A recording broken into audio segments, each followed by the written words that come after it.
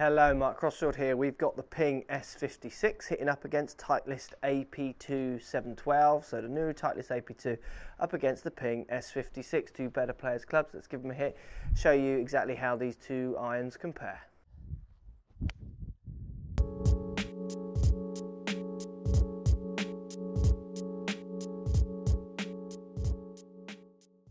So Ping against Titleist, S56 against the Titleist AP2, similar irons. So we've got here bottom soles on these two irons, very similar. If anything, AP2 a fraction thicker. Top lines on these two clubs, almost identical. Again, the Ping is that slightly smaller shaved top line. So it's that both of these clubs are aimed at better players who want to improve their golf, golfers who are already playing good golf and want a club that they can move around, feel the distance, get a true flight off. So let's give these two a hit and see exactly how they compare to each other. So let's start with the Titleist AP2. So this one is a very squat little head design, nice looking club, medium kind of looks. It's quite thin in places, but when you put it down by the ball, because of its chunkiness of its squat design head, so this not so long head, smaller head, it looks slightly chunkier than it actually is, I think. So let's give the AP2 a hit, see how it compares to the Ping. Next to no offset, just a fraction of offset as well in this AP2. Let's give it a hit. Feels solid, it's a good flight, slightly higher, little bit of help in launch with AP2s, as I said before in other videos. It's a truish flight though, it's certainly not launching overly high. You do need to be doing some of the work yourself with AP2, but it does offer a little bit of help. Let's give it another hit. Yeah, feels good. And this is definitely an iron I could use.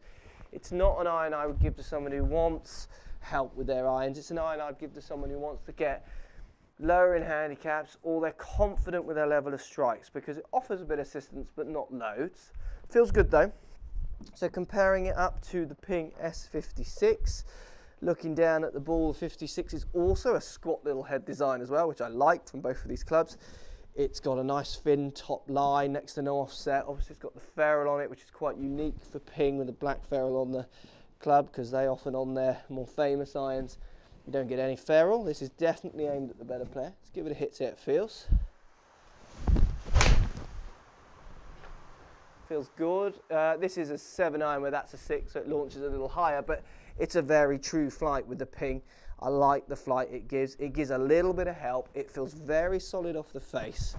It feels a lot like what you put in, you get out the other end with this one, which I like. So again, you need to be doing the work yourself. Let's give it another hit. Feels pretty soft.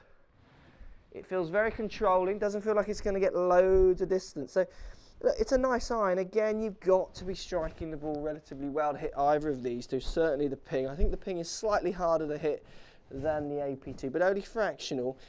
If you are looking at AP2, you definitely should give this Ping a go as well, just to see how it compares for your ball striking. Let's give it one more strike.